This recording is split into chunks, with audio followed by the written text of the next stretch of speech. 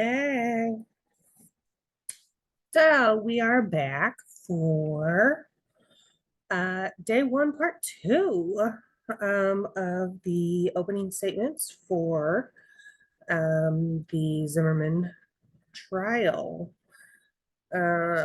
We've watched the opening statements for the prosecution.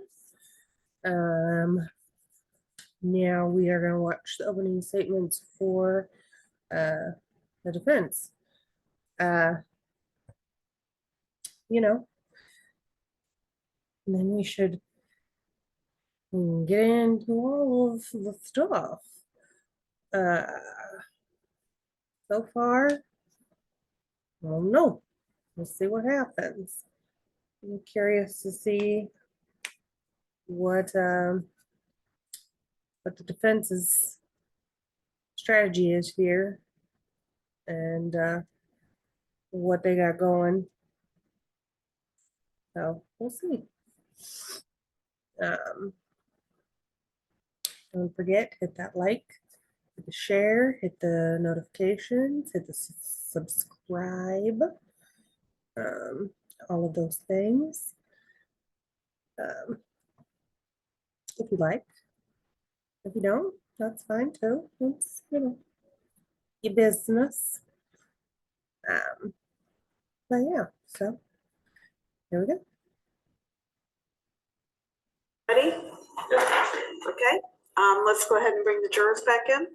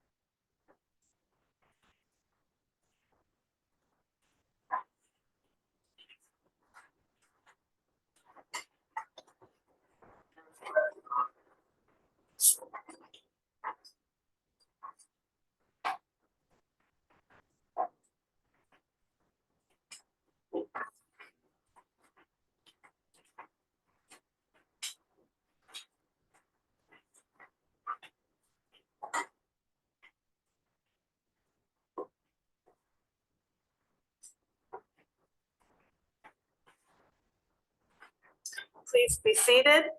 The record will reflect the presence of the jury. Mr. West, you may proceed.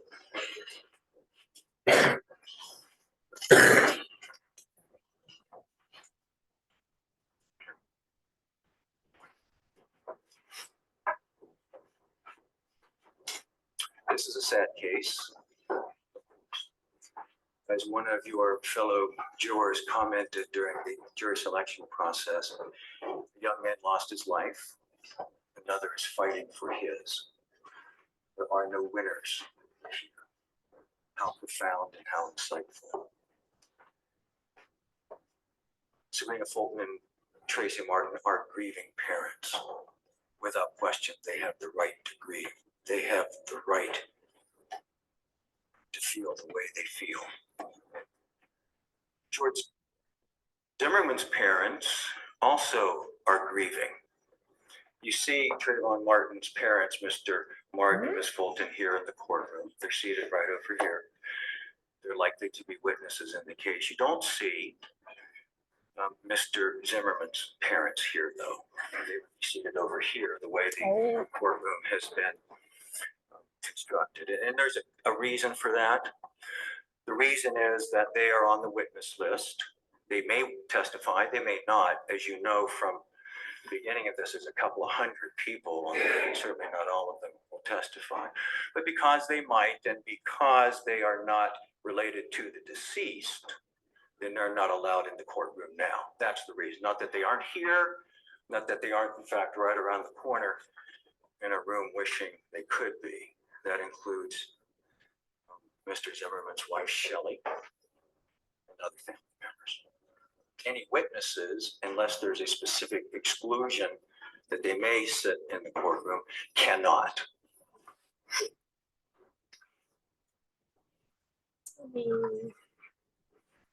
The valid to point that out? There, I guess. I don't know. I grew up in a family that had certainly moments of Shows he has support. great joy and moments of profound sadness. There's no doubt all of us have had in one form or another. And my mother used to, actually, she still says, if she gets a chance. Objection, Your Honor, as to the proper argument during opening statements. Sustained. No, It's personalizing. It's supposed to be what the evidence will show.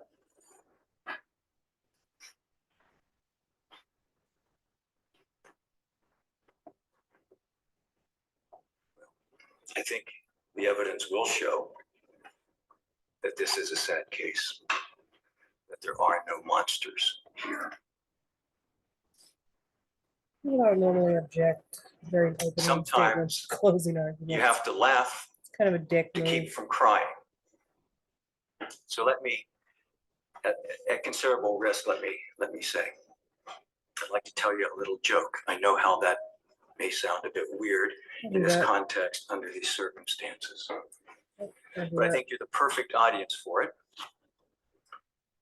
As long as you if you don't like it or you don't think it's funny or inappropriate, that you don't hold it against Mr. Zimmerman. You can hold it against me if you want, but not Mr. Zimmerman. I have your assurance you won't. Here's how it goes. Knock, knock. Who's there? George Zimmerman. George Zimmerman, who? All right, good. You're on the jury. Nothing? That's funny. After what you folks have been through the last 2 or 3 weeks,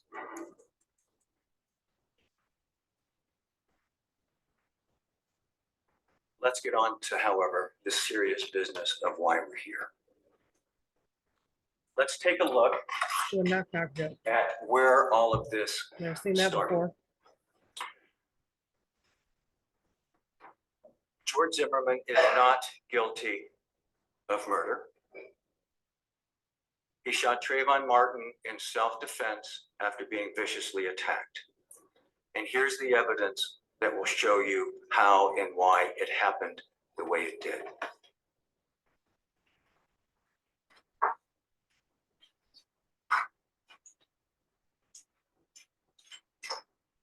I've got some things to display for you that will help. Some of them will be up there too. Is this okay? All right.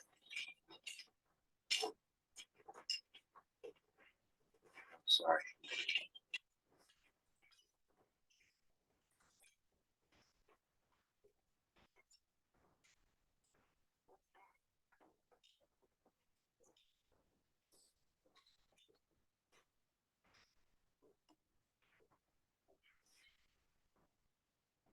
Okay, what you're looking at is an aerial view of the complex in Sanford. It's over near the Seminole Town Center there, called Retreat at Twin Lakes.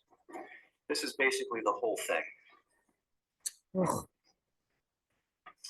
Just as a bit of orientation, George Zimmerman lived down here in this area. This street is called Retreat View Circle. Sometimes people use that interchangeably with the complex name. The complex is Retreat at Twin Lakes. This is Retreat View Circle. Here is the clubhouse. You can see the pool right here. This is considered the main entrance. And I can't see what you're doing, sir. The cameraman is not doing a very this good job. is known as the back entrance. So we have the main entrance here, there's a gate, and the back entrance here. I guess you can get in either way, of course. The pool, there's some mailboxes around here for the community. And I think this is called Twin Lakes or Twin Trees. This street that cuts through here. You should probably know. You'll hear a lot of testimony about the the T intersection, the T. That simply is where two sidewalks connect perpendicularly. That's where almost all of the important events Perpendicularly. took place, within just a few feet of that. Perpendicularly. Let me point that out to you here, and we have a better picture to focus.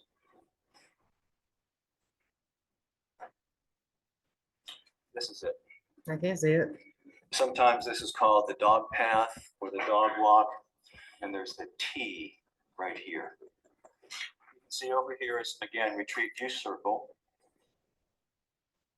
And this can be a cut through.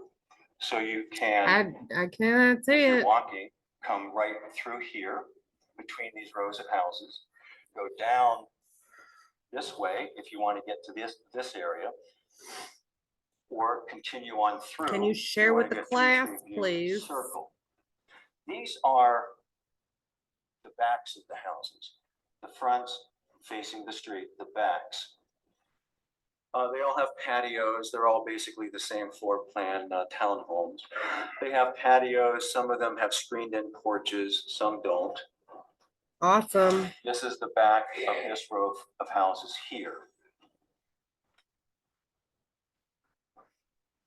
So, as George Zimmerman left his house in his Honda Ridgeline truck to go to Target to get some groceries for his lunches for work. This was a Sunday night, February 26, 2012, The Target. in the neighborhood of 7 o'clock. In fact, just a few minutes Did you after go to 7. Target? George for Zimmerman leaves groceries? his house in his It's truck expensive. and goes out Bougie. here to get to the exit on his way to Target. He sees a person that later becomes known, of course, as Trayvon Martin, coming into the community, not through the gate, but cutting through the houses, standing in a place where people that live there wouldn't typically come into the community. There's a big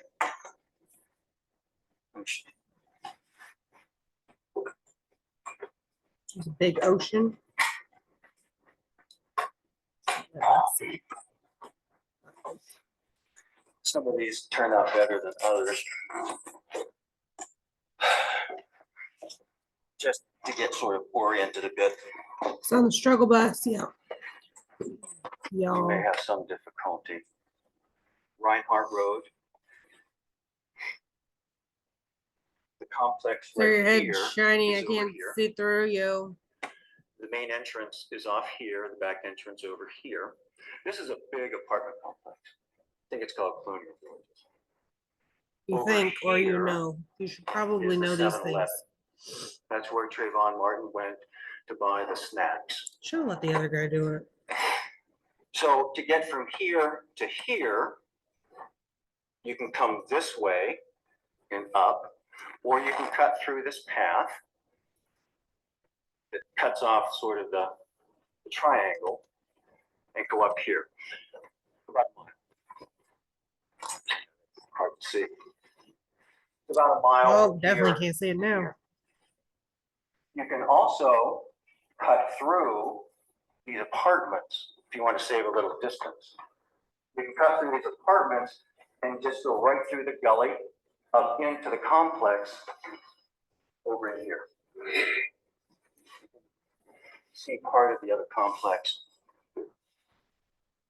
So George Zimmerman sees Trayvon Martin in a spot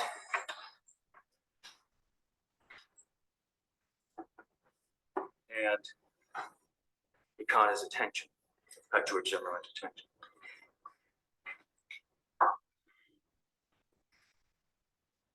Little did George Zimmerman know at the time that in less than 10 minutes from him first seeing Trayvon Martin, that he, George Zimmerman,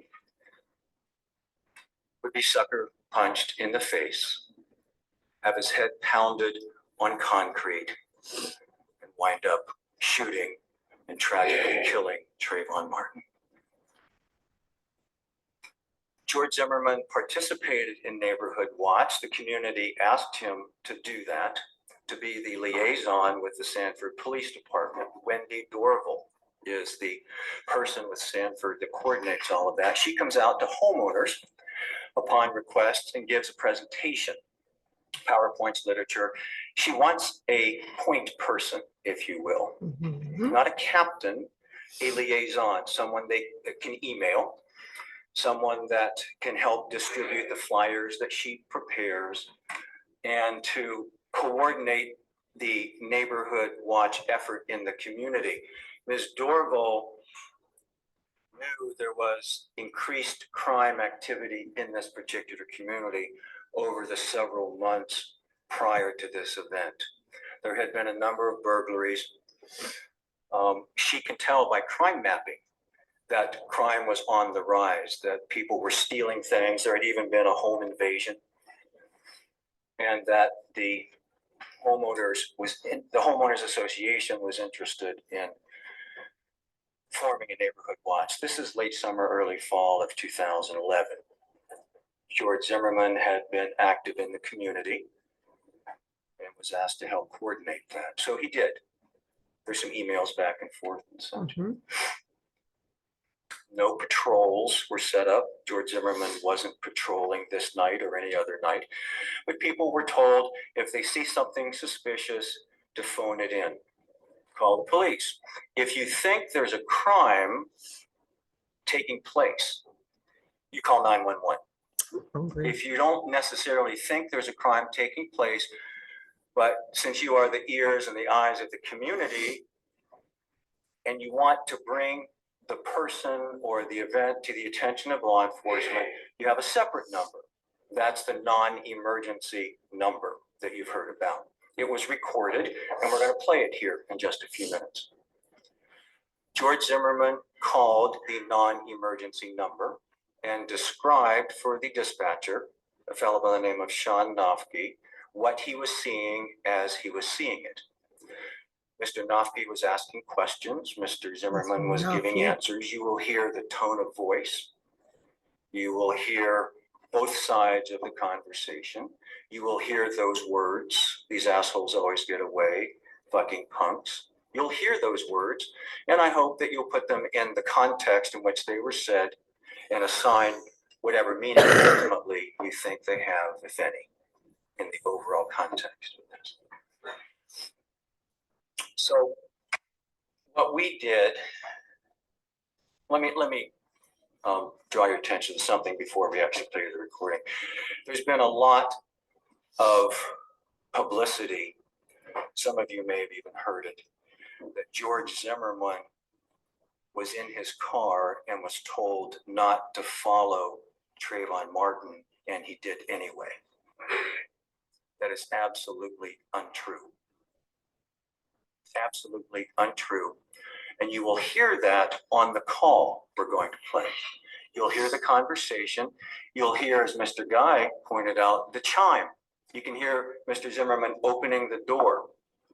You can hear the door shut, if I'm not mistaken. And you will know on our timeline exactly when that happened in reference to everything else. You'll know when George Zimmerman got out of the car, and you'll know what he was doing when the call ended. But there's something else, though, to keep in mind, because we put a little timeline together that shows the sequence of events on the non-emergency call. But we also connected up the call from a woman named Rachel Gentile.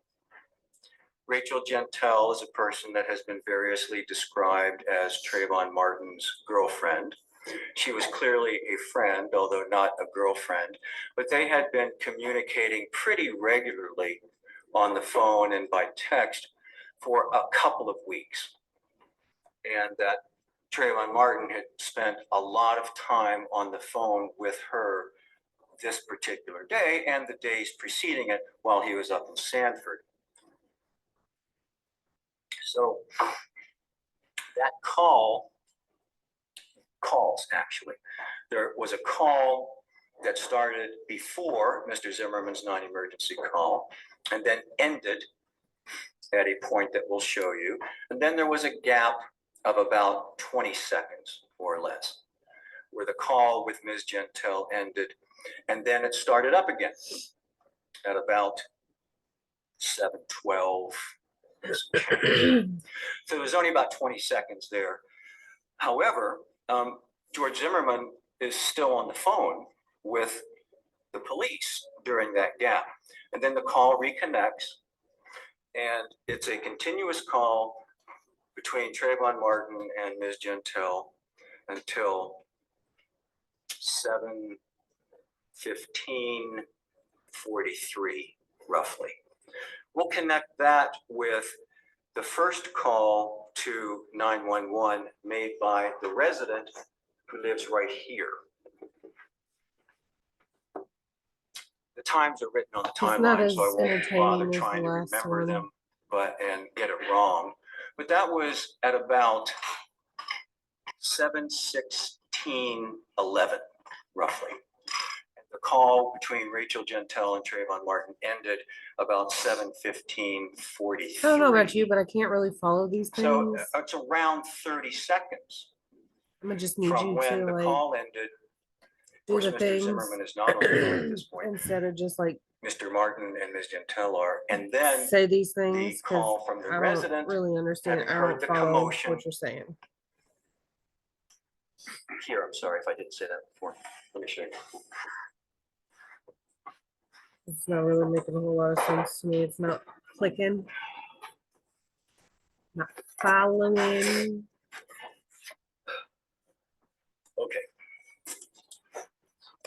Tired. I'm hungry. I'm not This really is the T again. following right what here. you're saying because you know you're shuffling here. around. Now we are You over got here. this picture, you got that picture. This You is say the I'm over T. here, I'm over there. You got a T, The you got angle's a a bit dog bad, lock, so it you got looks like this apartment house buildings. obscures it. It doesn't. It's Bro, I don't know what you're saying. Just get to the through here, point. we can show you that.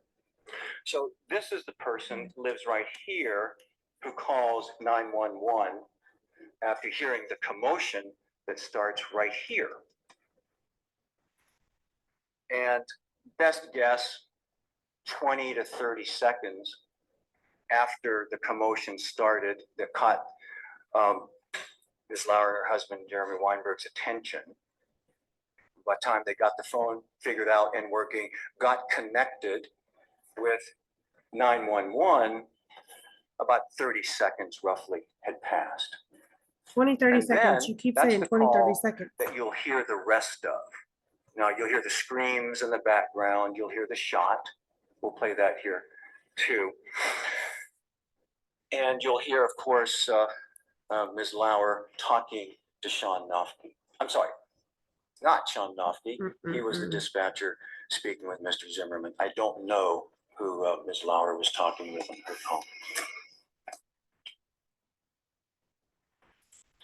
Again, this is the clubhouse, the pool, and you'll hear testimony that George Zimmerman's truck, this silver Honda Ridgeline, was parked right about here.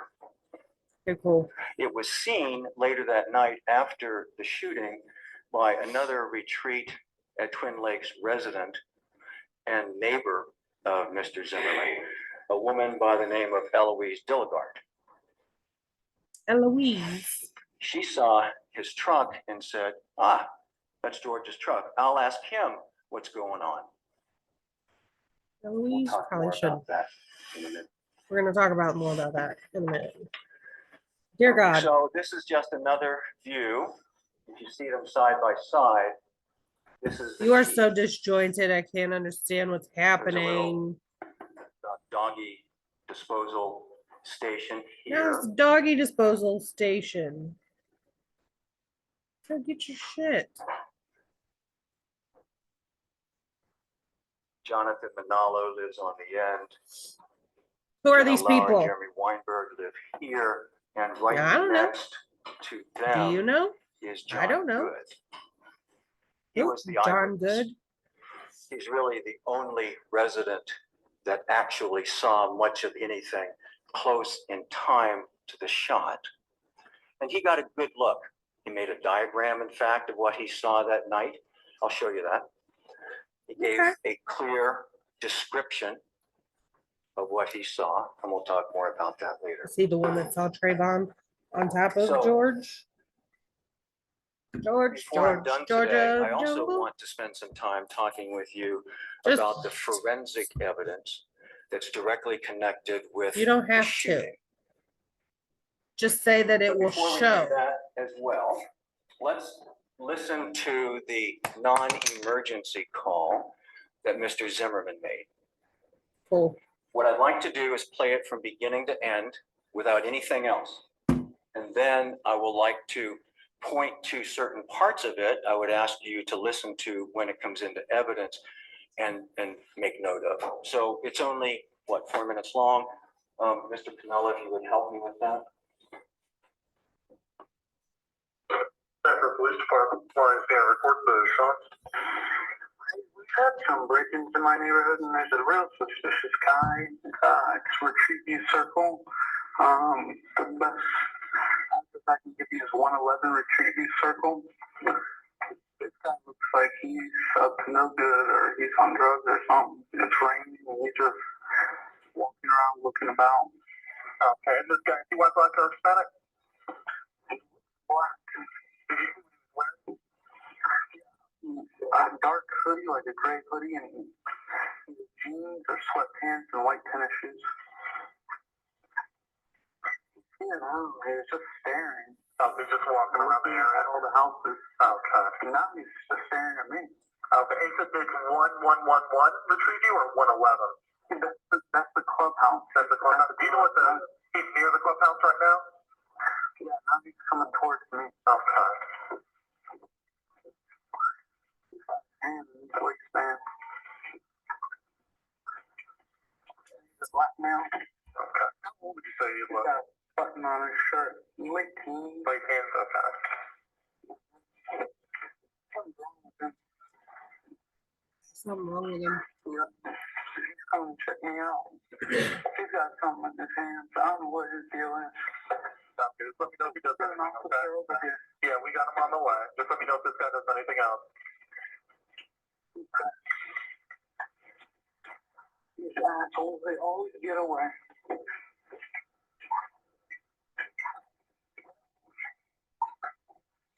When you come to the clubhouse, you come straight in and go left. You would go past the clubhouse. It says on the left-hand side from the clubhouse? You go in straight through the entrance, and then you make a left. You go straight in. Breathing really Don't heavy. turn and make a left. Shit, he's running. He's running? Which way is he running? Towards the other entrance of the neighborhood. Okay. Which entrance is that he's heading towards? He's getting out of The his back car. entrance. Are you following him? Yeah. Okay, we don't need you to do that.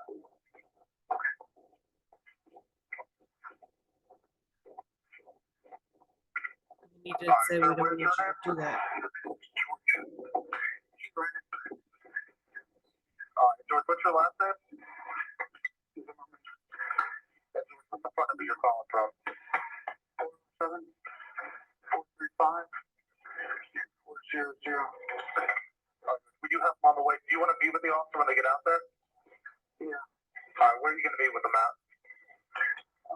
If they come in through the gate, they go straight past the clubhouse and straight past the clubhouse and make a left, and then they go past the mailboxes. My truck. Okay, what address are you parked in front of?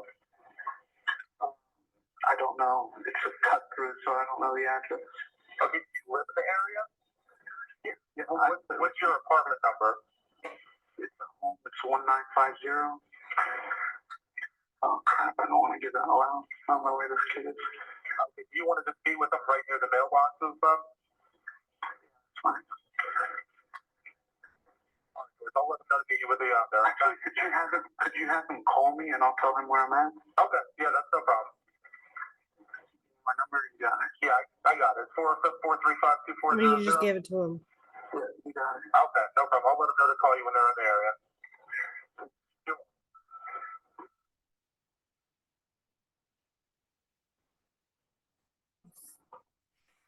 One thing that I failed to mention, and I just, before we go back through the actual timeline, is I showed you where George Zimmerman lived. Here we are. Clubhouse, pool, tea. And that Trayvon Martin was staying in the Who's that neighborhood guy? with his father's girlfriend. Her name's Brandy Green. She has a 12-year-old son, Chad Johnson, I believe. That Trayvon Martin was sort of hanging out with. There were no adults home in that night. It was only 6 o'clock, 7 o'clock, and it was the All-Star game. That before that had gotten underway. So, but that's down here.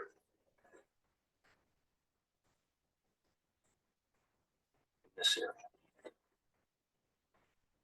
Just together. If we could go back then to the beginning of the Okay. call, Thanks. Thanks Let's for take a look at orienting us. the times.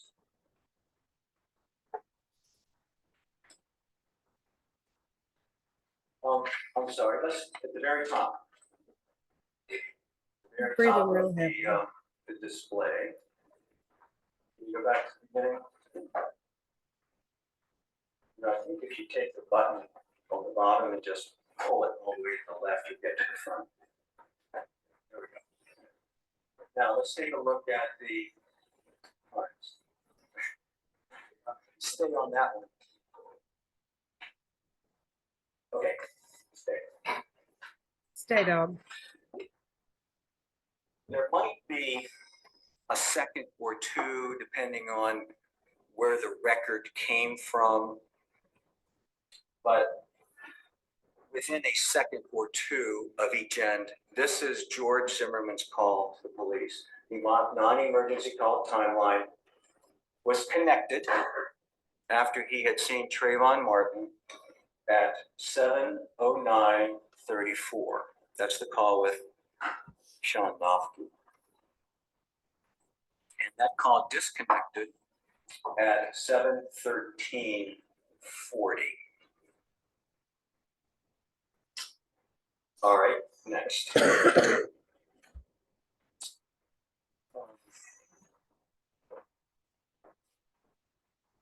I'm looking for the beginning of the call. Yes, right there. This is the sort of the parallel calls connected here. You see that while there had been lots of other calls and a ton of text and all sorts of things that day, the second to last call between Rachel Gentile and Trayvon Martin started at 6:54:16.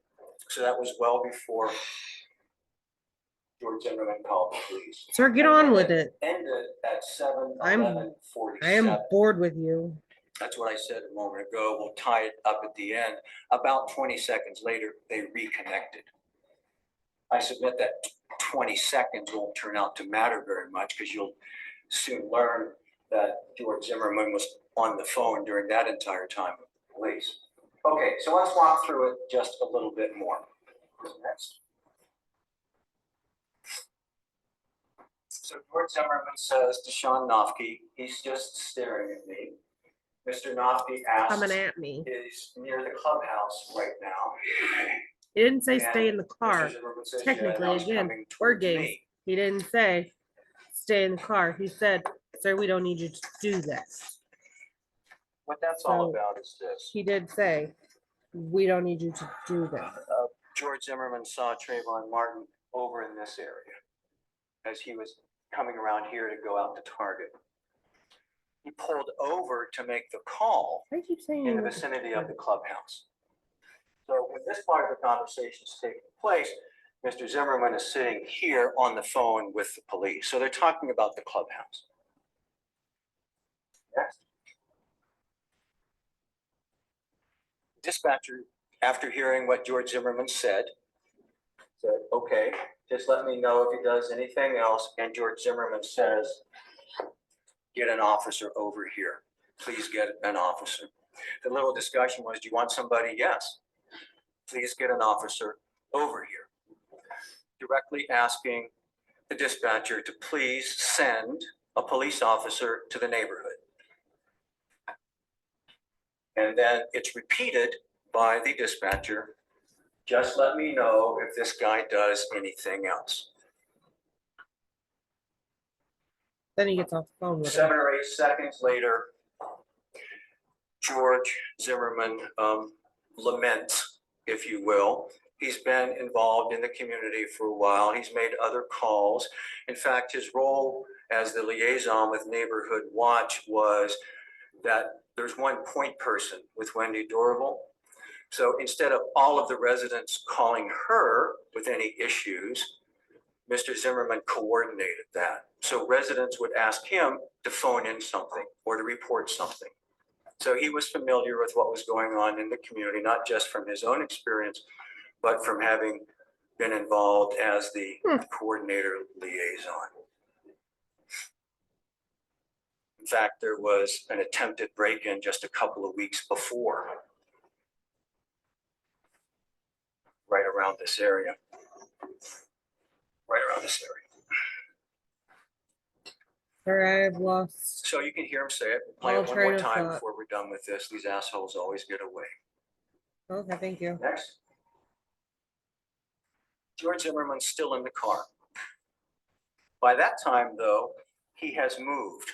Was he following Trayvon Martin? Yes, he was following Trayvon Martin. Trayvon Martin continued to walk this way or jog this way. In any event, he kept moving this way. And George Zimmerman did too. He was following him at a distance and reporting what he was seeing to the police and describing what was happening. So when the dispatcher Nafi said, let me know if he does anything else, George Zimmerman was doing that. He was following him in the car and got up They tried to to about, auction off the gun he used. that's where the car was, and says, Internet trolls. shit, he's running. Dispatcher That's says, crazy. which way is he running? He's running. Which way is he running? Suggesting that he would like Mr. Zimmerman submit to tell him which way he's running. But it's a cut through. You can't drive in that direction. You can only see which way he's running if you get out of the vehicle to see where he went. So George Zimmerman said, George Zimmerman at 7:11:43, you can hear this, we'll play it again so you can listen for it, unbuckles his seatbelt and opens the car door. You can hear the chime and you'll hear the door shut at 7:11:48. Okay. I didn't write it down. Maybe one of you did. I seem to remember that the call ended with between Trayvon Martin and Rachel Gentile right about that All time. right. Wait a second. Wait a second. Wait a second.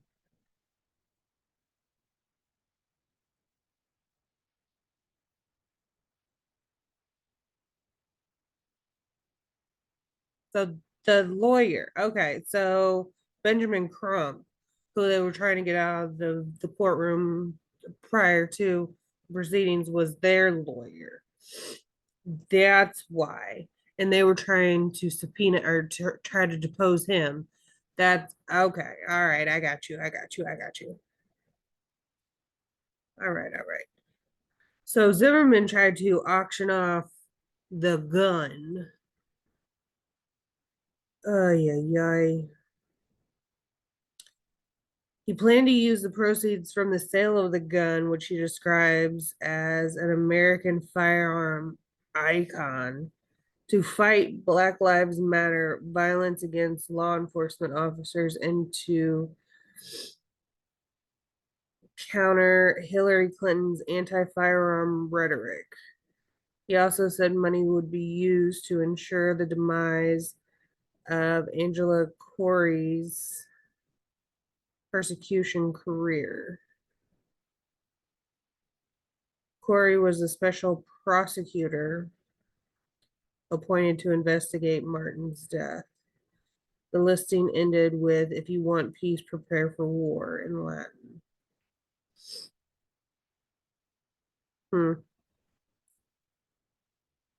That's kind of fucking crazy and slimy.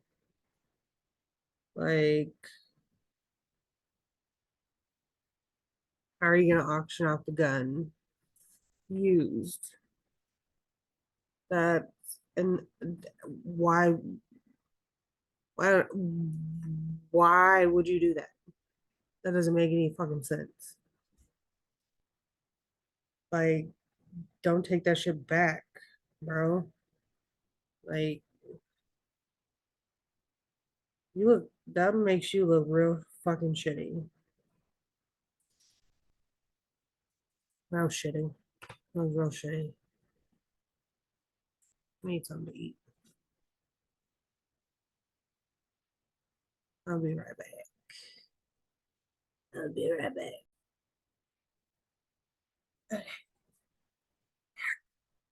7-11-47, something like that. Yeah, 7-11-47. All right, so at this point, when George Zimmerman opens the car door, gets out of the car, that call had just ended. They had been losing calls on and off all day. That wasn't a surprise to anybody. One call the other call back. There's no reason ascribed to this by Ms. Gentile other than they've been having trouble with the system. So the call ends. And then at 11:48, right there, that's when Mr. Zimmerman gets out of the truck and the dispatcher says, which entrance is that? He's headed towards the back entrance. You will start to hear some noise, I think the evidence will show you, in the background that suggests that Mr. Zimmerman is out of the vehicle.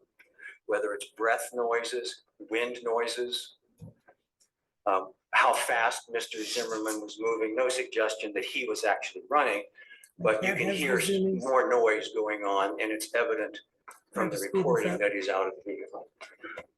So he says, almost under his breath, "These fucking punks." At that point, Trayvon Martin had been staring at him. He'd approached him. He had his hand in his waistband, and then he took off. His waistband or his pocket? Right then, Sean Nofke, the dispatcher, figures out more of what's going on. He realizes, probably to some of the additional noise, that it seems like Mr. Zimmerman is out of the vehicle and says, Oh, hell, "Are he you goes on following this whole him?" time. And George This Zimmerman whole doesn't time say is him. no. He says, "Yeah, I am following you." And what he had done by then Whole another hour. is he had gotten out of the vehicle and That's crazy. had gone in this direction. So he's coming right down here. When you're hearing the noise and when you're hearing the discussion about which way is he running. And then he's up around here. To me, it's not clear from the evidence. Pay attention to it if you would. There's a woman up here. Her name is Jane Serdyka that saw parts of this at different points in time. She said she thought she heard a voice or maybe voices a minute or two, three, she's not clear on the time, before the exchange that turned into That looks the annoying. event. It might have been George Zimmerman talking on the phone with the dispatcher. There's no way to know that for sure, but it would be somewhat consistent, I would think. We'll need to hear what she says exactly to know if that's possible. If it isn't, He then it looks could have been annoying someone too. else perhaps. This was the I wonder dog who path. he is. This is where people would take their dogs and walk them and The disposal station is here. So in any event, George Zimmerman is coming Is that along here relevant? talking with the dispatcher, and Sean Nofke says, Objection. are you following him? George Zimmerman says yes. And Sean Nofke says, we don't need you to do that. George Zimmerman says, okay. Suggesting, I suppose, you don't need to do anything more to tell us which way he went, where he went, or even if he's doing anything else. So George stopped. George Zimmerman stopped.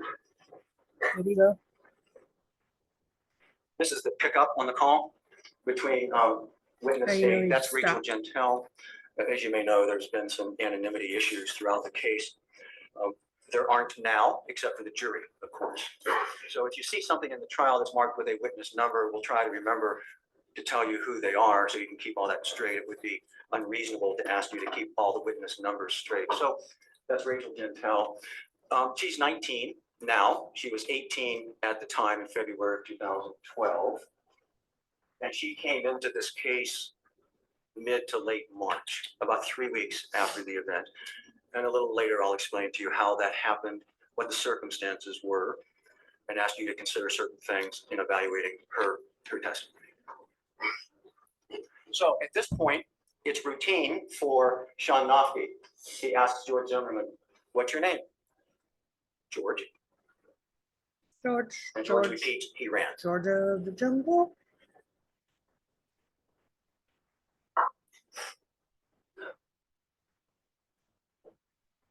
This is a statement made by the dispatcher to Mr. Zimmerman.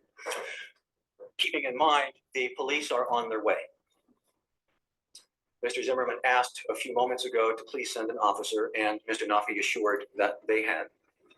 And Mr. Nofke says to Mr. Zimmerman, They don't for know sort how of to spell orientation this purposes, person's what name. address are you parked in They've front spelled of? it 500 different ways.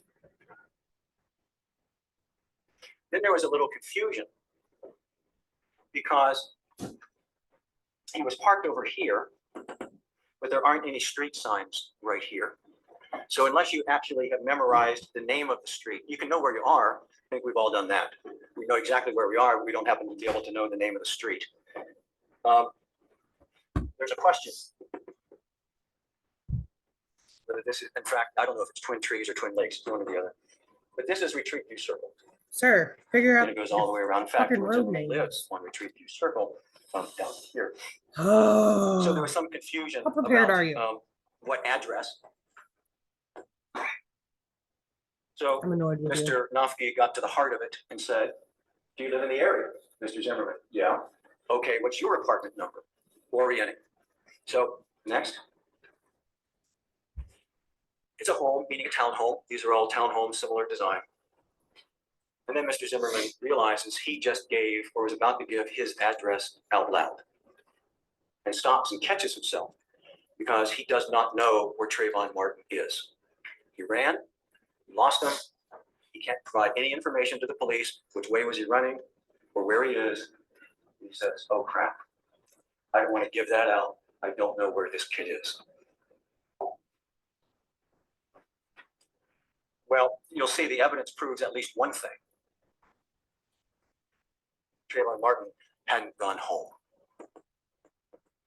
We know that. We also know it was almost pitch black out. Mr. Guy pointed that out.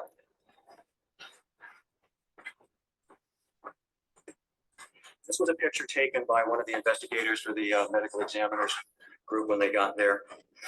The police had already cordoned off the area, put the line, the tape up that you see. Taking a picture with a flash. Right here.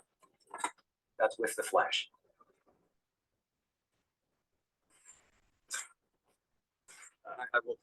You can see the building on the corner. You can see some stuff in here. The only point now is it was really, really dark. Now this was later, admittedly, and we were still talking only 7 in the afternoon, evening in February, but all of the witnesses agreed it was dark. It had been raining all day. It was just plain dark. The sun goes down, what, 4:30, something like that in the winter. So George Zimmerman says, I don't know where this kid is. I don't want to give my address out loud. Next. Some more conversation. well, where do you want to meet the officers? You want to meet them at the mailboxes? Mr. Zimmerman says, okay. And then he says, well, you have my number, right? This is the era of cell phones. We are immediately in contact. So instead of meeting at a specific location, keeping in mind the mailboxes are over here. Mr. Zimmerman's truck is here. Mr. Zimmerman says, just have him call me. He got my number, and I'll tell you where I am. You can tell him where he is now. Let's, if you don't mind, let's just play it through one more time. It's only 4 minutes, and Oh, we'll be done with this one. Center Police Department, Lawrence, and record the shot. Come break into my neighborhood and there's a real suspicious guy. It's Retreat View Circle. The best address I can give you is 111 Retreat View Circle. This guy looks like he's up to no good or he's on drugs or something. It's raining and he's just walking around looking about. Okay, and this guy, he went back to Hispanic? What? Did you see what he was wearing? A dark hoodie, like a gray hoodie, and either jeans or sweatpants and white tennis shoes. He was just staring. Oh, he's just walking around the area? All the houses. Okay. And now he's just staring at me. Okay, he said it's 1111 Retreat View or 111? That's the clubhouse. That's the clubhouse. Do you know what he's near the clubhouse right now? Yeah, now he's coming towards me. Okay. He's got hands, policeman. He's a black male. Okay. So you look. Got a button on his shirt. Late teens. Late teens, okay. Something's wrong with him. He's coming to check me out. He's got something in his hands. I don't know what his deal is. Okay, just let me know if he does anything, okay? Yeah, we got him on the way. Just let me know if this guy does anything else. Okay. These assholes, they always get away.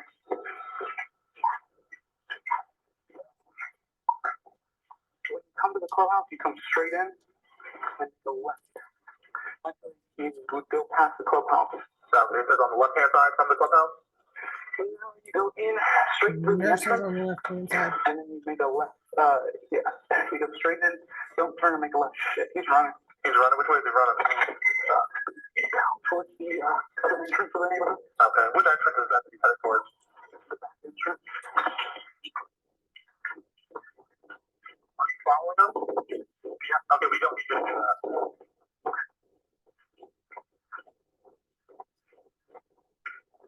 Sir, what is your name? George. He's right. George, what's your last name? What the fuck is your calling from? 407-435-2400. You have him on the way. Do you want to meet with the officer when they get out there? Yeah. All right, where are you going to meet with them at?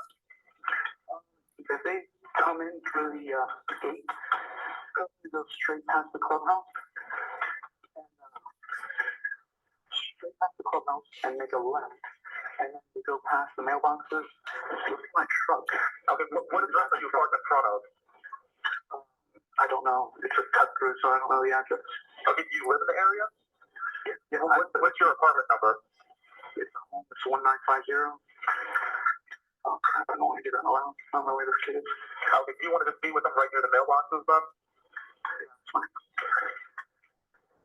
Don't let them be with you out there. Actually, could you have him call me and I'll tell him where I'm at? Okay, yeah, that's no problem. My number, you got it. Yeah, I got it. 407-435-2400. Yeah, you got it. Okay, no problem. I'll let them know to call you when they're in the area.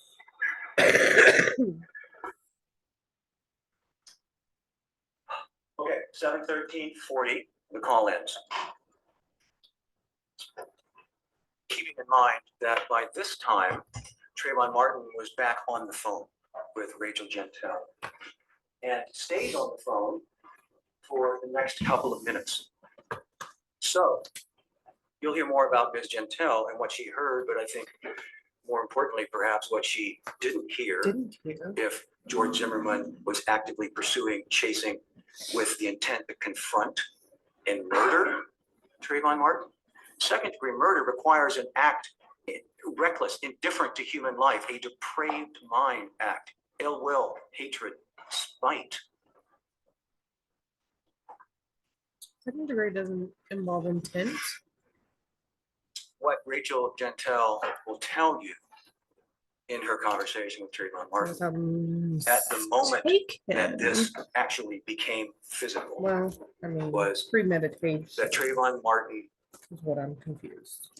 I- But I will- I'll use my words, that Trayvon Martin decided to confront George Zimmerman. That instead of going home, he had plenty of time. He had, this is what, 60, 70 yards? Plenty of time. Could have gone back and forth 4 or 5 times if he wanted to. But choosing not to do that, he either left and went back or just hid in the darkness to see about this guy that he thought was following him. He turned to George Zimmerman out of the darkness and said, "Why are you following me?" Or something to that effect. if you don't know what he said, And why we are know you that trying to say what he was said? pretty close in time to the end of this call. Pretty close. We don't know exactly when. Objection, But if you accept what Rachel speculation. Gentile says, she heard, whether it's accurate or not, whether it was exactly the words, "Why you following me for," or something to that effect, that's like that's basically also the last hearsay. I don't thing know. she heard. There'll be some other things we'll talk about, but that was when Trayvon Martin made the I don't decision know. to confront George Zimmerman and say, But "What are not- you following me for?" I don't understand hearsay. So how does that fit I together? would feel like it's hearsay. I'll show you. Oh, will you? Good. So glad.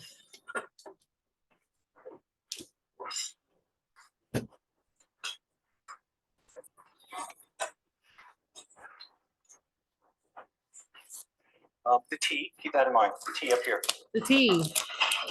What's the T, yo? This is a slide, I guess you call it, or a diagram. Just the orientation. This is the T. Thing. As I said Dog before, we park. were using witness numbers rather than names. And what this shows you is a slide that positions the evidence that was marked, identified, and collected by law enforcement after the shooting.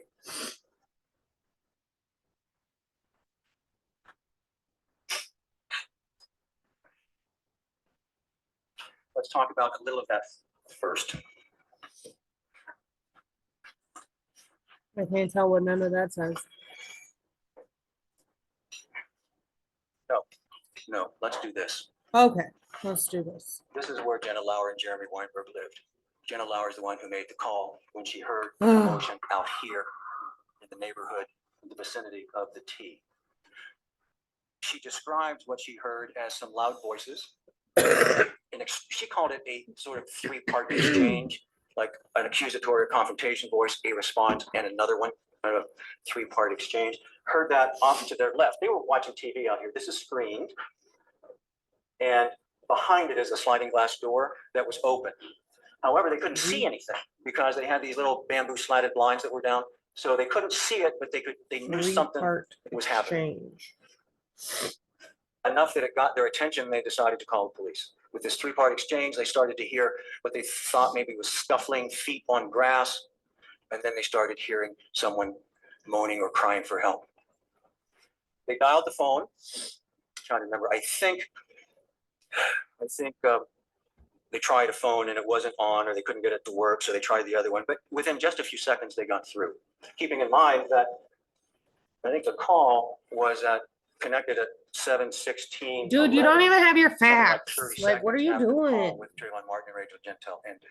So we're only talking about 30 It's too seconds, late to be doing including the this. time it takes to get to dial the phone, get the phone, dial the phone, figure out, hey, there's something going on here, Get the phone, make dial the the call, connect the call, and you'll hear the operator here in a second. We've all heard It's those anyway. gonna There's keep operators. going So- and going Hearing and the- going and going. Exchange the voices, hearing what they thought was something going on. And They called the going police. and They called emergency going. services. And here's what they heard. Here's the call. This is the call with the screams. This is the call with the shot, to keep in mind. The shot occurs about 40, maybe 45 seconds into this recording. There is a sound, though, that precedes the shot by a few seconds that on first listening sounds like it could be a shot. It's not. There's no mistake, no dispute in this case that George Zimmerman fired one and only one shot. That is proven by forensic evidence. I'll digress for just a moment. The reason we know that, not like he fired once and missed, not like he shot 2 times, as you might think if you hear this. Mr. Guy gave you the answer. Any of you that are familiar with firearms know that you can put an additional round in the gun after the magazine itself is full, simply by putting one into the chamber and then putting another one into the magazine. So if the magazine holds 7, you can actually put 8 rounds in the gun. It's clear that's what happened in this case because the police found 1 shell casing and the magazine still was filled to capacity. So there was only 1 shot, no matter how you look at it. We'll talk more about the gun here in a little bit too. Oh Let's get on with God, the call. can we not? Mr. Pennell, would you help me with that, please? 911, you need police paramedicals? Maybe both, I'm not sure. There's just someone screaming outside. Okay, what's the address that they're near? Is it when like Tom's in Sanford? Yeah. Okay, and is it a male or female? It's a male. And you don't know why? I don't know why. I think they're yelling out, but I don't know. Someone put fake shot. Okay, does he look hurt? I can't see him. I don't want to go out there. I don't know what's going on. So, where's Brennan? Is he in the house? Yes. All right, what is your gunshot? You just said gunshot? Yes. How many? Just 1. Get down. No, come here. Does he not on there? I don't know. You take him out. Get up here. Is he right outside that? Pretty much out the back, yeah. Is he in front of it or behind that address? He's behind my house. Okay. No wonder. I don't hear him yelling anymore. Do you hear anything? Stop it there, only because obviously the screaming is over, the shot has been fired, and this is a discussion.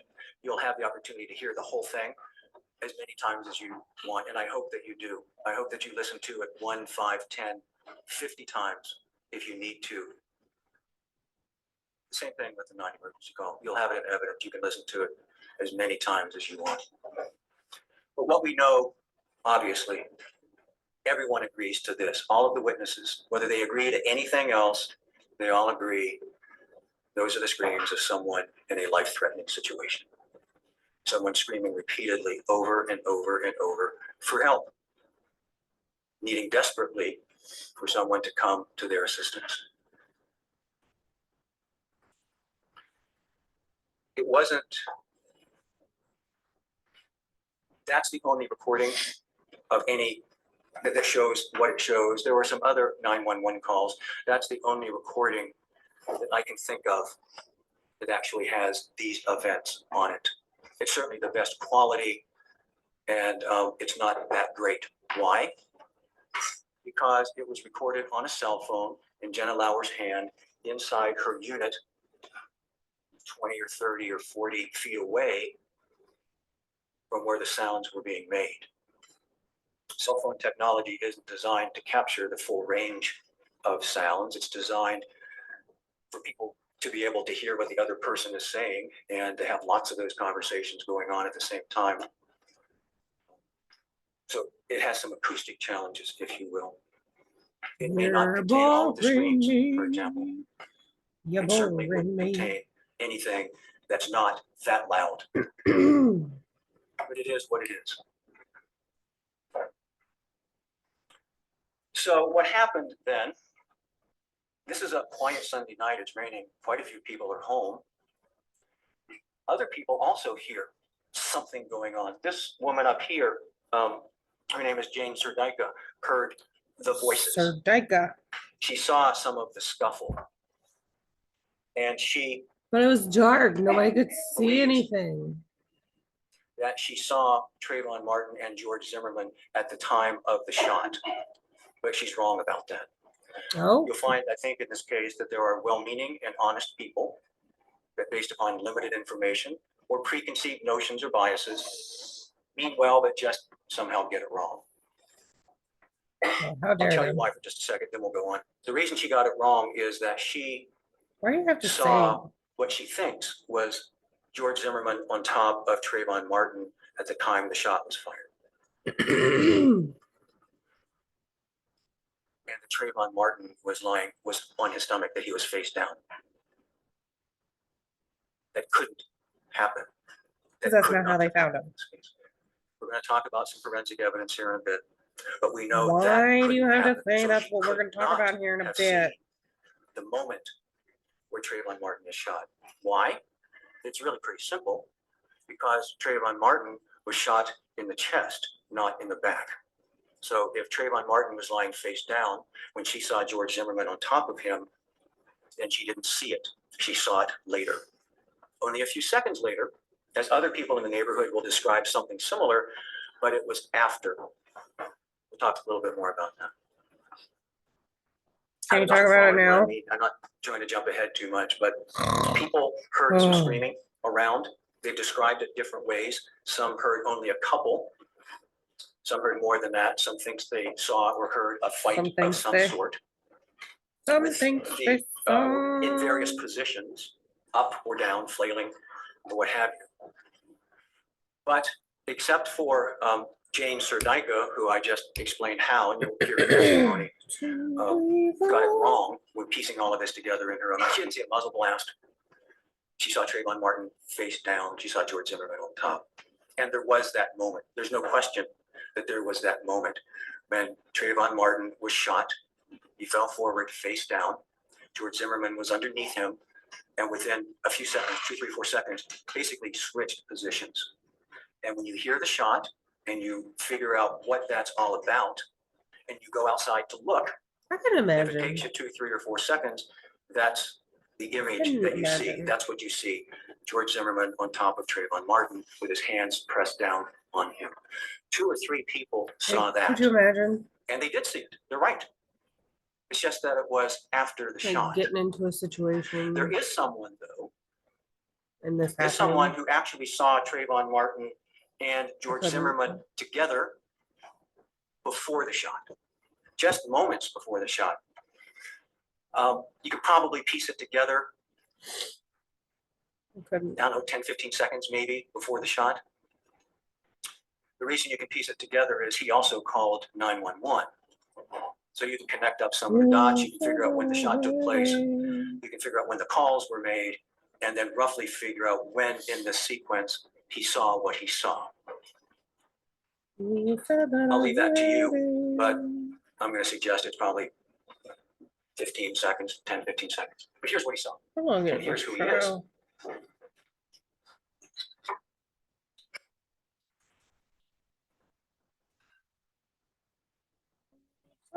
His name is John Good. This right here. He lives next door to Jenna Lauer and Jeremy Weinberg, right next door. He heard the noise. He heard the screaming, the cries for help. He went to investigate. He doesn't have the screened-in porch. He has the sliding glass door. So he goes out the sliding glass door, and he's right here on the patio, this patio. From here to here, 15 feet, 20 feet maybe, right in front of him. Me to you. And here's what he sees. Well, he doesn't know who it is at this point. He doesn't recognize anybody. He didn't see faces, but he could clearly see colors, and there was no mistake the color of the clothing of the people that he was seeing. What are you talking about? He was very clear. There was one of the participants, if you will, one of the people involved was wearing a dark shirt, black almost, especially because it was so wet. That was Trayvon Martin. He had a charcoal colored hooded sweatshirt. On the other hand, George Zimmerman had a red colored jacket. Very different, no mistaking the two. At first, John Good wasn't quite sure what he was hearing or even what he was seeing. He thought it might have been a dog attack or something. He wasn't even quite sure it was 2 people. And he got outside, and then he saw it was 2 people. And he saw them moving a bit up towards the sidewalk. Hello, darkness, my old saw- friend. A person that he described as the one with the black top mounted on the person with the red shirt. I thought you said Mounted is a melted. term used in mixed martial arts, fighting. Some of you know more about that than I do, no doubt. Mounted is when you straddle Sure. the person around their hips. They are pinned underneath you. They are essentially helpless. He saw Trayvon Martin with the dark colored shirt mounted on George Zimmerman. He saw George Zimmerman in the red colored shirt on his back. He described what he saw in the same terms of this mixed martial arts vernacular. He called it a ground and pound. Ground A and ground and pound. pound. That's the words that he used. A Ground and in pound or ground and pound? is when you're mounted on somebody, they are helpless, and you are basically beating them senseless. He Ground may have seen and some of pound. this, he may have seen some of that. It's dark, and he didn't get a long look, but he saw enough to know this was serious. What did he do? He yelled at them, "Stop it," or "Cut it out," or something Joe, like that. stop that right now. I don't think you can hear that on the recording. I think that gives you an example of what you can hear on the recording and what you can't. John Good will tell you he yelled something at them, probably "Stop it" or "Cut it out." Cut it out. And you know what happened at that point? Nothing, except two things. George Zimmerman cried out for help, looked at him, looked at John Good, and said, "Help me, help me." And Trayvon Martin kept on hitting. Are you sure? So John Good did this. He went back inside to call 911. The right thing to do, perhaps, the smart thing to do, no doubt. But George Zimmerman was crying out for help, It was and no one crying. helped. And it continued. It continued until you hear the shot. You can hear the cries for help up until the moment of the shot. And then there's no more cries for help. Why would there be?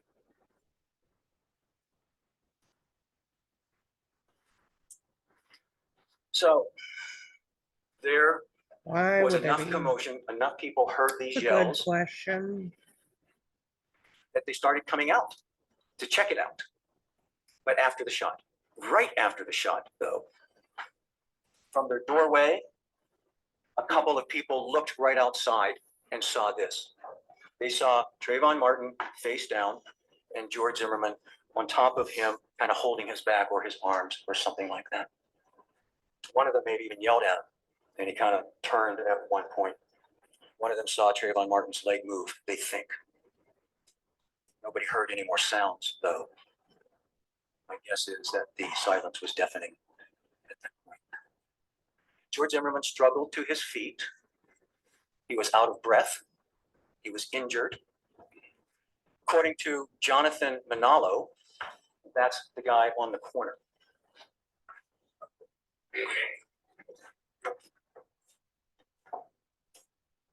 Right here. Oh, this is kind of weird. It's Oh, right thank here. God. Kind of weird. This is a shadow or something because of the angle. Jonathan Manalo lives on the corner. This is the T. This is where John Good lives. So you This is where really Trayvon Martin's body was. Right in front of John Good's. done better. Jonathan Manalo comes out. He hears the commotion. His wife hears the commotion, actually. He says, "Well, just leave him alone. Don't get involved." Then they hear the shot, and he comes running, if you will. He comes out with a flashlight. He is here Just one flashlight? within Why not two? seconds. And what does he see? What he sees is George Zimmerman as I'm staggering. George Zimmerman says to him, "Am I bleeding?" Jonathan Manalo says, "Yes. Yes, you are." In fact, Am I bleeding? for no reason other than what he was seeing, he took a picture of George Zimmerman's head with his cell phone. This is within seconds of the shot. This is the back of George Zimmerman's head. Here's the red orangish jacket. So is this the weirdo that took the I picture? think that's probably the sidewalk. Jonathan Manalo had a flashlight and a cell phone. He took this picture. He took a couple of other pictures too that will show you in evidence that actually show Trayvon Martin's body there in the position that it was immediately after he was shot.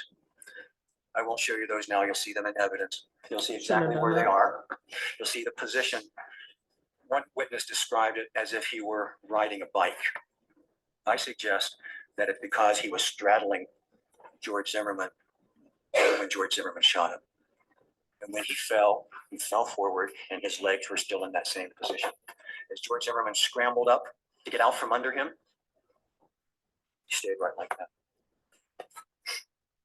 So what happens then, Jonathan Manalo is there, he takes this picture, and he says, what happened?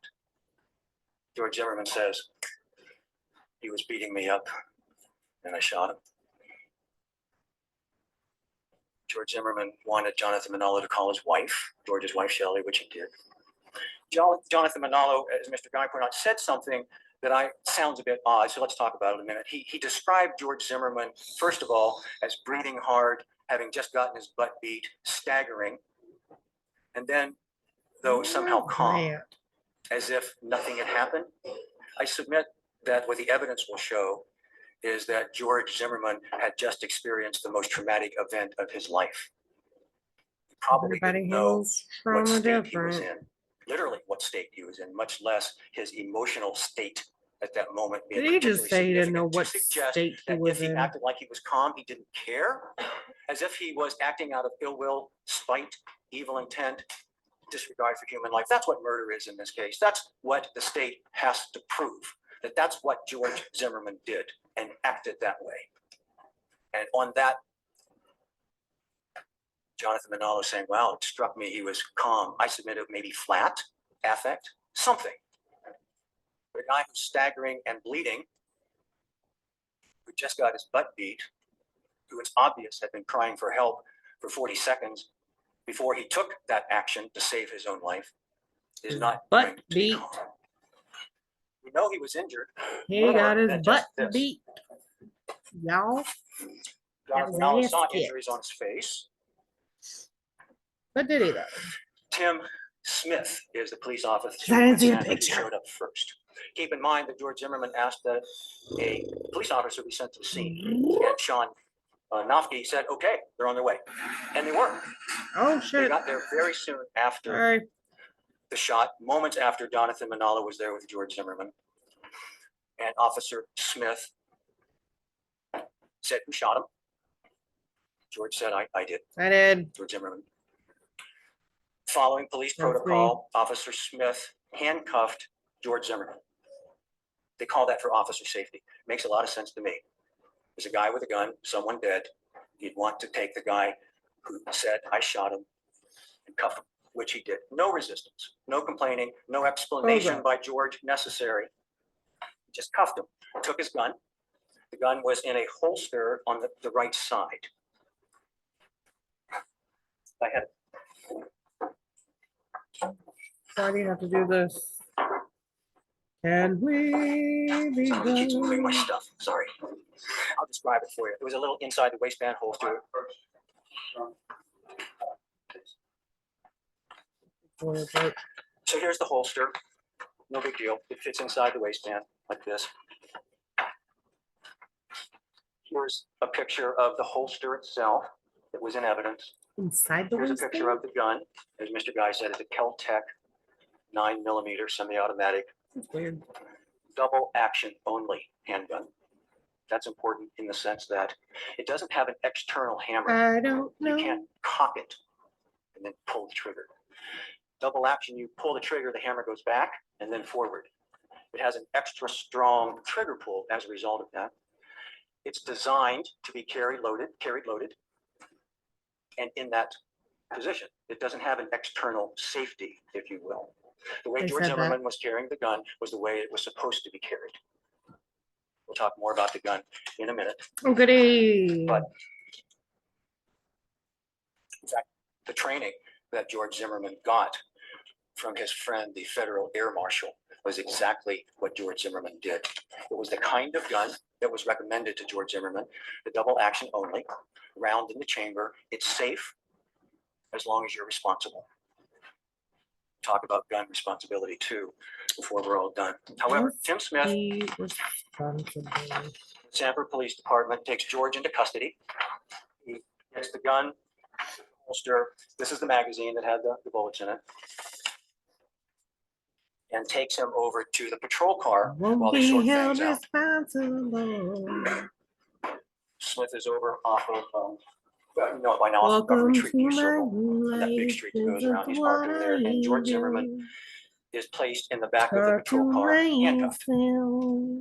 Additional officers arrive. The crime scene is taken off. Residents start coming out, trying to figure George out looks like what's he gonna going fall on. asleep.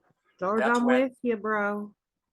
Eloise Dilligard, the neighbor of Mr. Zimmerman's, drives up there I'm and sees his with truck, you. knows there's something going on, and says to You got herself, "Well, I'll just 13 ask more George." days of this. So in the honey. meantime, George Zimmerman's in the back of the patrol car. Uh-oh. They're just starting to get a handle on this. So Officer Mike Wagner Okay. takes a cell phone and takes a picture It's of fine. Trayvon Martin's face. By then, other officers had turned Mr. Martin's body over. CPR was started. Tragically, there was nothing that could be done. Indeed, the shot did penetrate the heart, the right ventricle, massive bleeding, death, loss of consciousness very soon, death not too long thereafter. So Wagner took a picture of Trayvon Martin's face, and then he went over and took a picture of George Zimmerman's face, not to document his injuries, but so he could show the picture to residents, any other witnesses that might be there, to say, do you know who this guy is? Nobody knew who Trayvon Martin was. They wouldn't have had this picture at this point. They would have had no identification. There was no identification on Mr. Martin. He had a He's cell phone 16. there, which they couldn't get to work. And there was nobody there that knew How who did he they get it to was. work? Keeping in mind that Is it locked? Mr. Martin and Ms. Green were not home that night. The Ms. Green's son, Chad, was, Oh, but he was headphones, baby. video games. He didn't even know anything had happened. They were way down there, you know, on the map. Way down. He lived down here. Didn't even know this was going on. So no one was able to identify who Trayvon Martin was, but not for lack of trying by the police.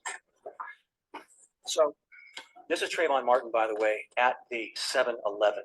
This is where he went to get the candy, the Skittles, for his the French had, and the Arizona brand fruit drink. It was a French 23-ounce can full. That's important to remember, and I'll talk about that in just a few minutes, why that's important. So this is the person that George Zimmerman saw when he called the police to say there's someone in the neighborhood. I don't know who he is. Of course, Trayvon Martin is wearing the hoodie in the store. This guy right here, his name is Andrew Gaw. He doesn't remember this event, but he's 5'10". He told us that under oath. He's 5'10". Trayvon Martin is 5'11", as measured by the medical examiner. He had shoes on, and he had a hooded sweatshirt on, which makes him well over 6 feet tall, as you can see. We know that he weighed 158 pounds. He wasn't skinny. 158 pounds at 5'11" is right in the middle. Told you. So Mike Wagner takes this picture of George Zimmerman to show Jenna Lauer and anybody else, to tell them, who is this guy? Jenna Lauer says, looked at it, I don't know, didn't know him immediately. And then Eloise Dilligard, by then, was there, said, that's George, that's George. It's George. Ms. Lauer, who knew George from the neighborhood, didn't recognize him because of all the injuries. Ms. Dilligard, who lived right near him, did. This is the picture taken from Mike Wagner's cell phone that was shown to Jenna Lauer and provided to us in evidence. This is the second picture taken of George Zimmerman that night. That's the first, by Jonathan Manalo. And here's the second. This is taken while George Zimmerman's in the back of the patrol car, while the police sort this out. Again, you'll have the opportunity in evidence to examine it carefully and closely. But let me point out a couple of things. The abrasion to the side of the nose, marks and abrasions on the forehead, the swollen and seemingly deviated nose at that point, suggesting that George Zimmerman took quite a wallop squarely in the face. And of course, the blood. It's still glistening. It's still glistening. It's still listening.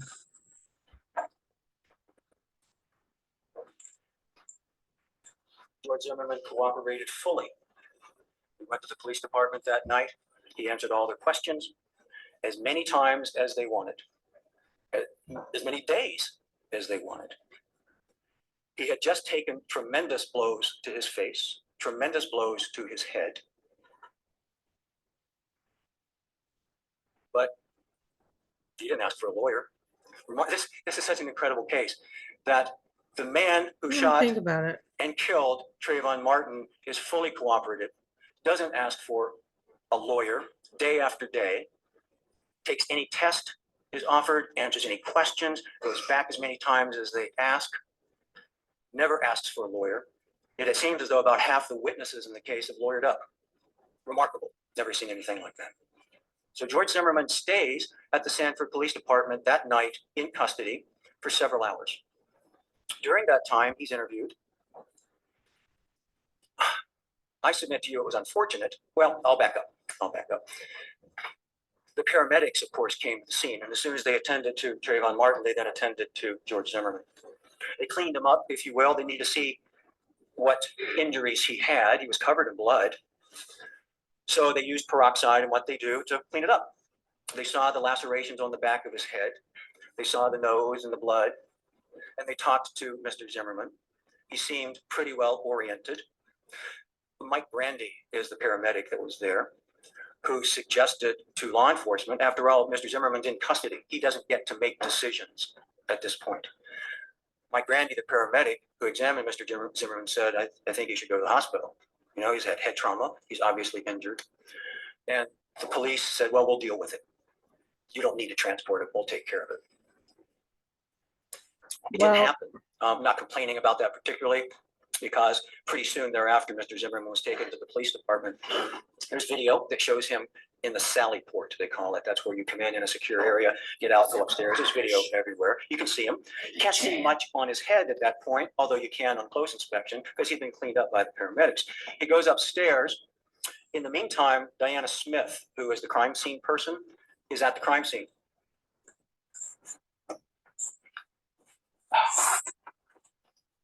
She's Put doing your all water this down. stuff. Use your She's marking all hands. the evidence, taking it into account. Jesus. Pretty soon the medical examiner's investigator shows up. So she's busy. So Mr. Zimmerman's at the Sanford Police Department for several hours. And during that time, he washes up, if you will. He gets rid of the blood on his face that the paramedics had missed, and he just is there. His clothes are taken for processing. His wife is allowed to bring another change of Really, clothes naked? for him. And he sits and he talks. He'll answer any questions. Doris Singleton is the investigator that was with George Zimmerman at the Sanford Police Department that night. The lead detective is investigator Chris Serino. He was at the scene. He was interviewing residents. He was watching what was happening with the evidence collection. They were doing a canvass. They did several of those actually to see who had seen what, if anything, and taking witness statements. What if anything? One of the witness statements that was taken. Elaine. He's tired. He's like, motherfucker, get on with it. Remember him? He was the eyewitness. He No, drew a I don't sketch remember him. of what he had seen right out Did he his say door. John Good? So this is what the police knew already that night, while Mr. Zimmerman is up in the Sanford Police Department. Mr. Good's house, there's like two sketches here built into one. You got to remember them. So he sees the sidewalk, red top, bottom, Y'all, red it's top, 2 bottom, a.m. black top, on top. Trayvon Martin had the black shirt. George Zimmerman had the red one. Again, now they're up towards the sidewalk. Again, he knows Dog it's park? serious now. Red shirt, bottom, black shirt, top.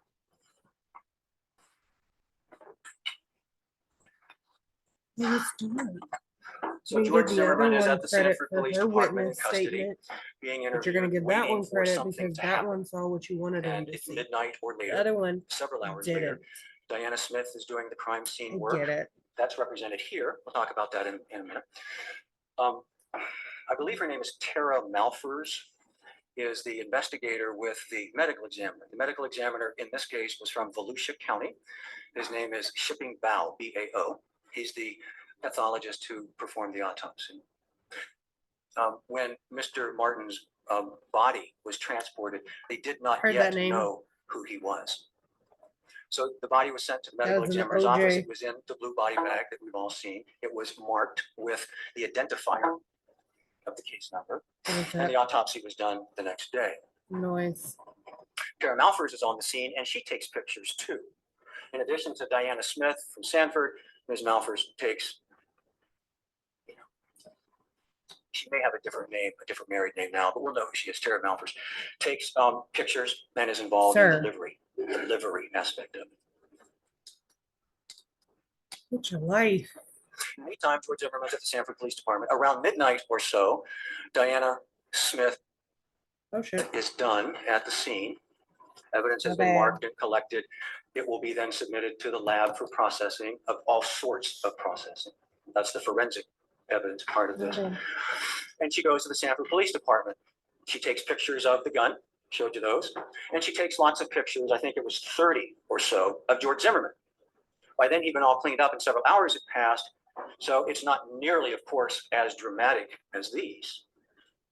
But you can clearly see the cuts in the back of the head. You can see more of the sort of abrasion, what do they call it? Punctate abrasions, for those of you with some medical background on his scalp. Punctate?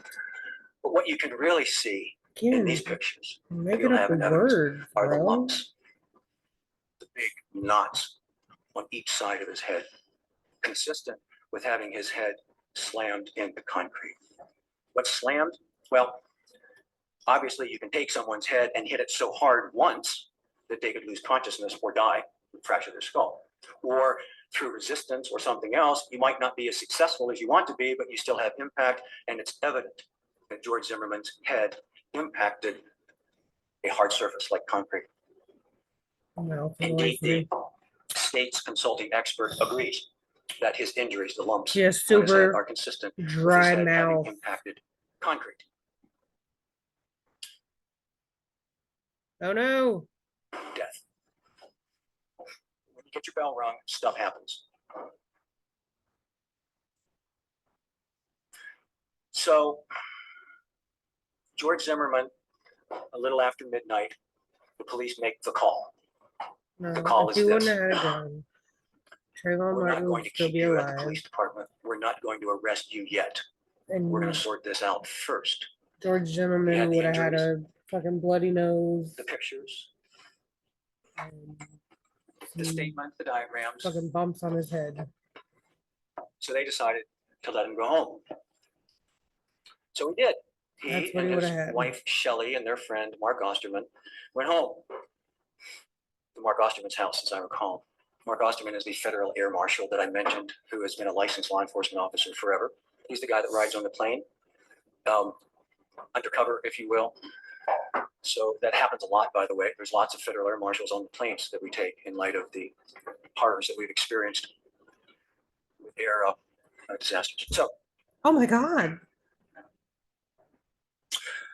George Zimmerman decides to go to work the next day to tell them that he wasn't going to be able to go to work. His wife, Shelley, had attended to some of his injuries. She was a nursing student. The Good for swelling had Shelley. gone down, bandaged it up, and Mr. Zimmerman went to work to check in. He worked at the time, had worked for a while at a company called Digital Risk. Pretty big company. In fact, they're huge now. They do loan investigations or forensic examinations of loans. I don't understand it, but I think what happens is if there are defaulted loans, they ask this company to look into it and see if there's any obvious monkey business. Was there monkey business by the applicant or maybe by the mortgage company? Business. And see if there's something that they can do to back out of someone having to pay off this defaulted loan. So that's what he was doing. It was a paperless job, lots of people working around him. And he liked them, they liked him, they cared for him. Remarkably, none of them knew he had a gun, except for one guy that used to be a police officer. And he went in. When he was seen by Laura Williamson, Just she was as a stunned at his flash. appearance. She described him as Oh. emotionally and physically beaten. Beaten. He tried to tell her a little bit about what happened, and he was crying. He teared up. She was powerfully moved by that. He was waiting to talk with Ron Driggers. Ron Driggers was the HR person that Mr. Zimmerman wanted to talk with to say, I've been in this event. I'm going to the doctor. Mr. Driggers also saw the injuries, the black eyes. You know, that doesn't happen immediately. The black eyes, all of that stuff that was going on. Bandages. See, such. Amber Heard, that's And what Mr. happens Zimmerman then when you have a did broken nose go to the doctor. or you get punched in the We nose. went to You get black the eyes. Altamont Family Practice and spoke with a physician's assistant that had seen him, named Lynn Folgate. Mr. Guy mentioned her, and she examined him. She thought the nose was probably broken, although there wasn't a clear septal deviation. There was no urgent need to see an ENT, but she recommended it. She noted the lacerations and noted some back injury. So are you Mr. lying Zimmerman had or is mentioned that he had this fallen on his back or was knocked to the ground fella and hurt his back. lying? And such. Because he said his nose They wasn't didn't have broken. an X-ray machine there suitable for the nose, so no X-ray was taken. It was suggested, as I mentioned, that he go to see an ENT. He continued to heal and continued to cooperate. In fact, later that day, he met with the Sanford Police Department for this video reenactment that you've heard about.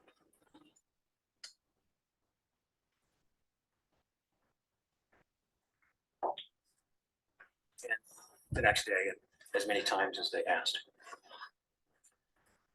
I said that we would talk about the His nose physical doesn't look evidence like it in the was case. broken. Just saying. Well, we've already talked about some physical evidence, but let's talk a little Maybe it more was a about the tiny forensic fracture. evidence. While witnesses Boy. can certainly be.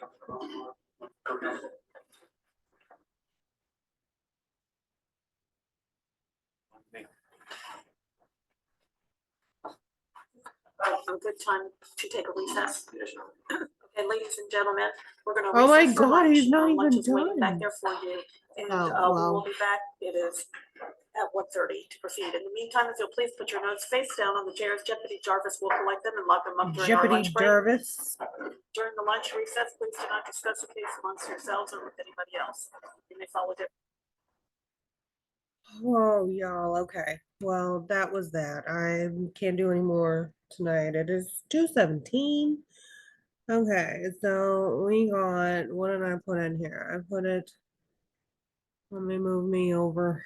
Oh, that's not it. That's not it. Let's see. Where's, Deputy Jarvis back into the. stop talking to me.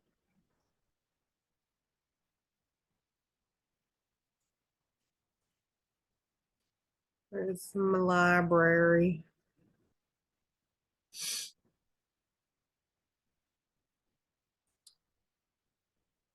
Where's my watch later? Oh, we'll do that later. Where is it? I just put it on there. Zimmerman. Zimmerman. Okay, let me refresh it and then it shows up. Oh, there it is. Okay, trial day one, part 3. It's only 57 minutes. So, here's what I'm gonna do. I'm gonna end this video out. So, that's what happened. Absolutely nothing. Shit ton of shit. I'm lost, I'm bored, I'm done. I don't want to do no more. So, yeah. So that was fun. we're gonna keep going. I'm gonna knock this one out. We got about this is day one. Still on day one. So we're gonna keep going. So hit that like, hit that subscribe, hit the notifications. Keep coming. Let me know, you know, got any questions, comments, concerns, that type of thing. Let me know, let me know. All right. I'll catch you on the next one.